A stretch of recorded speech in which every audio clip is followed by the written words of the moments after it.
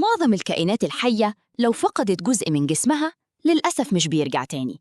كائنات تانية زي نجم البحر بتقدر تعوض أطراف بسيطة، بس النهاردة إحنا بنتكلم عن المعجزة. كائن خارق لو قطعته ل100 حتة، كل حتة منهم بتتحول لكائن جديد كامل. جاهز للغز؟ يلا بينا. البطل بتاعنا النهاردة كائن بسيط جدا عايش وسطينا في كل مكان، دودة البلاناريا. دودة مفلطحة وصغيرة جدا ما تلفتش الانتباه، بتعيش في البرك، المستنقعات والأنهار. لكن الكائن الصغير ده شايل جواه لغز بيعتبر حاليا من أكبر ألغاز المجتمع الطبي والعلمي في العالم. المعجزة هنا مش مجرد تعويض طرف مفقود. لو جبت الدودة دي وقطعتها لحتة صغيرة جدا في حجم حبة الرز، الحتة دي بعد 14 يوم بس بتنمو وتبقى دودة كاملة. والمعجزة الأكبر مش في الجسم بس، دي بتعوض الدماغ والخلايا العصبية بالكامل من الصفر. وهنا المجتمع العلمي اتقسم نصين. هل الدودة الجديدة دي هي نسخة طبق الأصل من القديمة بكل تفاصيلها وذكرياتها، ولا مجرد مولود جديد بيبدأ حياته بذاكرة بيضاء؟ عشان يحلوا اللغز ده، علماء جامعة برينستون الأمريكية سنة 2011 عملوا تجربة عبقرية. المعروف علمياً إن دودة البلاناريا بتكره الضوء جداً وبتجري تستخبى منه في الضلمة بفطرتها. التحدي كان إزاي نجبرهم يكسروا الفطرة دي ويروحوا للضوء.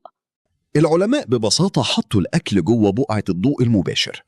مع الوقت والمحاولة الديدان اتعودت تكسر خوفها وتدخل جوه الضوء عشان تاكل.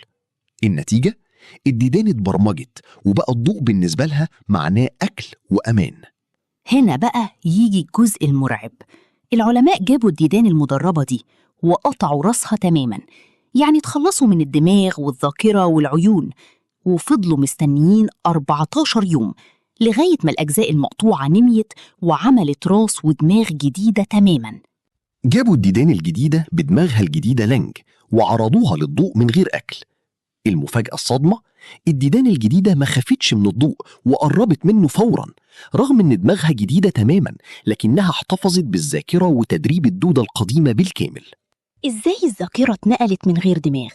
التجربة دي قلبت موازين العلم. أثبتت إن الذاكرة مش مجرد شيء محبوس جوه المخ، الذاكرة بتتنقل عن طريق الحالة العصبية اللي بتمشي في شبكة الجسم كله، وبيتم تخزين الخبرات دي في الحمض النووي DNA. يعني الدودة بتورث الشكل والذكريات سوا. تعالوا نشوف مين يكسب في تحدي التجديد.